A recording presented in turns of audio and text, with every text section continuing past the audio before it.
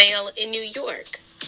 Jessica, how do you feel about roommates and their significant others spending the night every night? Should they start paying bills too? Hell yes. Mail from New York. If we are roommates and your man or woman is coming over every day, eating out of our Frigidaire, using our dishes, you know what I'm saying? As my mama and daddy say, using up the lights, water, and gas, then yes. And if it is not said by the opposite roommate, it's just a common courtesy thing, right? Like, you always want to remember that even though this is your roommate, it is still a complete stranger. And you can say, well, Jessica, my roommate is a school chum, da da da da.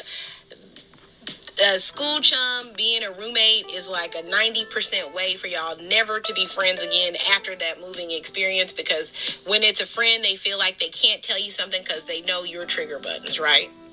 So again, that's why it's so important that you yourself are mindful of who you have in and out of a house when you share it as a common place, because that's one of the hardest things to manage, honestly, stress-wise, is common areas. Just like if you have a significant other and you guys share a bedroom, that's why the bedroom is the hardest place to keep clean, or that's why the kitchen is the hardest place to keep clean, and the bathroom, because they are common places that everyone shares. Now, that's just two people I mentioned. Now add a significant other in that common place.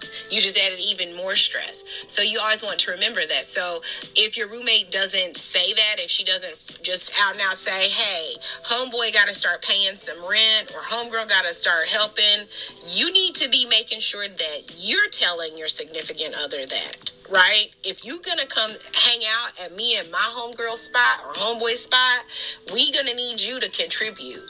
And you and your roommate sit down with them and you guys come up with an equal beneficial way for that person to contribute into that household, so that there are no hard feelings. Because that's usually what we got, is hard feelings, and then everybody on Judge Mathis telling everybody's business on a slick, right? She was my roommate, but she was a drunk, Yolanda. They always loved to needle it in when they get in court. Like, bitch, you wasn't saying that when we was getting drunk together.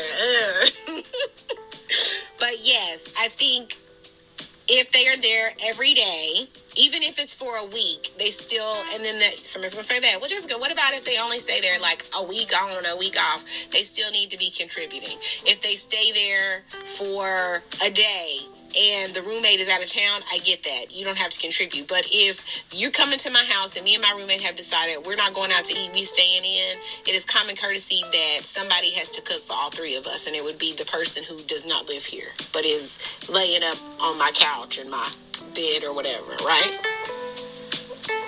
Thank you so much for the letter.